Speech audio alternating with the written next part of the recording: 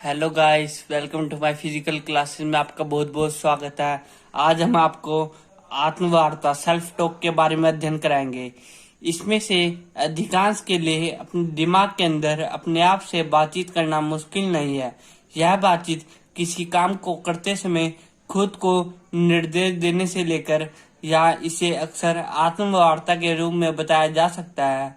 अब आत्मवार्ता के प्रकार के बारे में पढ़ेंगे। कितने टाइप के होते हैं। आत्मवार्ता उत्साहजनक हो सकती है और यह परेशान करने वाले भी हो सकते हैं। आपकी अधिकांश आत्मवार्ता आपके व्यक्तित्व पर निर्भर करती है। यदि आप आशीर्वादी हैं तो आपकी आत्मवार्ता सकारात्मक हो सकती है। फर्स्ट, सकारात्मक आत्मवार्ता।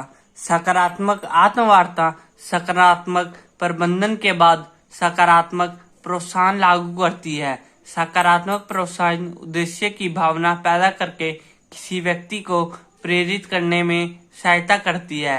सेकंड पॉइंट, नकारात्मक आत्मवार्ता। नकारात्मक आत्मवार्ता नकारात्मक शब्दों का प्रयोग है, जैसे नहीं कर सकता, नहीं होगा, होना चाहिए था। अब सकारात्मक आत्मवार्ता के लाभ, बेनिफिट्स क्या क्या हो सकते हैं इसके।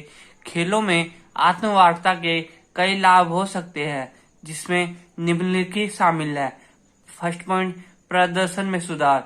सकारात्मक आत्मवार्ता खिलाड़ियों के विश्वास, अभिप्रेरण और ध्यान केंद्रित करने में वृद्धि द्वारा उनके प्रदर्शन को सुधार सकती है। इससे प्रदर्शन करने की चिंता को काबू करने और चुनौतियां एवं बाधाओं का सामना करने में मदद मिल सकती है। सेकंड, ध्यान केंद्रित करने में वृद्धि। सकारात्मक आत्मवार्ता द्वारा ध्यान को केंद्रित करने और एकाग्रता में वृद्धि होती है, जिससे खिलाड़ी दबाव में भी एक स्पष्ट और ध्यान केंद्रित मन बनाए रखता है।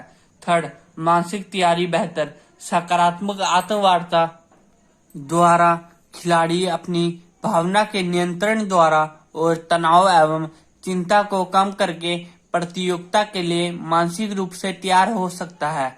अब लक्ष्य निर्धारण, गोल सेटिंग के बारे में अध्ययन करेंगे हम। खेलों में लक्ष्य निर्धारण प्रेरणा और प्रदर्शन को बढ़ाने के लिए प्रत्येक एथलीट की प्रशिक्षण योजना का एक महत्वपूर्ण हिस्सा है। एथलीटों के लिए लक्ष्य निर्धारण क्यों प्रभावी है। खेल में लक्ष्य निर्धारित करना एक प्रभावी मनोवैज्ञानिक तकनीक है, जो एक एथलीट को प्रेरणा देने में मदद करती है और विशिष्ट कमजोरियों में सुधार करने के लिए उनके प्रशिक्षण पोषण पर ध्यान केंद्रित करती है। अब लक्ष्य के प्रकार, टाइप्स ऑफ गोल्स के यह 3 प्रकार के होते हैं। फर्स्ट, प्रक्रिया लक्ष्य। यह लक्ष्य किसी लक्ष्य की प्राप्ति के लिए आवश्यक तकनीक सीखने पर केंद्रित होते हैं। सेकंड, प्रदर्शन लक्ष्य। यह लक्ष्य उन खिलाड़ियों की प्राप्ति पर ध्यान देते हैं जो स्वाभाविक रूप से अन्य प्रतियोगिताओं से स्वतंत्र होते हैं। इनका यह लक्ष्य होता है कि हमें अच्छा प्रदर्शन करना है, चाहे हारे या जीते। जैसे एक पारी में 100 रन बनाने में ध्यान केंद्रित करना है, या कि जीतने या हारने के महत्व देना है। कहने का मीनिंग प्रदर्शन लक्ष्य में यह है कि भाई इसमें हमको ना अपने गेम पर ध्यान देना चाहिए, चाहे हम हारे या जीते। ठीक है। अब थर्ड है परिणाम लक्ष्य। यह लक्ष्य अंतिम परिणाम पर ध्यान केंद्रित करते हैं, जैसे कि मुकाबला जीतने या निश्चित स्कोर प्राप्त करना। खेलों में इसके अनेक उदाहरण हैं। एक प्रतियोगिता या टूर्नामेंट को जीतना, व्यक्ति रिकॉर्ड को तोड़ना, एक विशेष पुरस्कार जीतना। कहने का मतलब परिणाम लक्ष्य मतलब कि चीज को अचीव करना। टूर्नामेंट को जीत दिया हमने, रिकॉर्ड तोड़ दिया किसी बंदे का, नेशनल रिकॉर्ड, इंटरनेशनल रिकॉर्ड, एक पुरस्कार, प्राइज जीतना।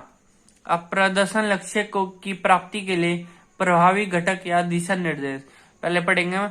Smart goal exchange. The smart goal approach application. Smart एक अच्छी तरह से स्थापित विधि है जिसे हम अपने लक्ष्य को निर्धारित करने तथा इसे प्राप्त करने के लिए प्रयोग कर सकते हैं। अब इसके बेनिफिट पढ़ेंगे। First, अभिप्रेरणा, motivation.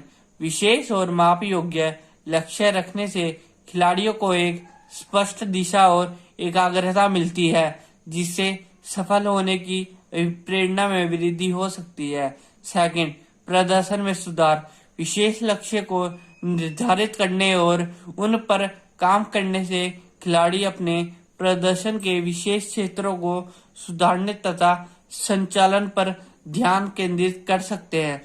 बच्चों, आज जो हमने अध्ययन करा है उसके बारे में नोट कर लेना। Thank you for watching my video.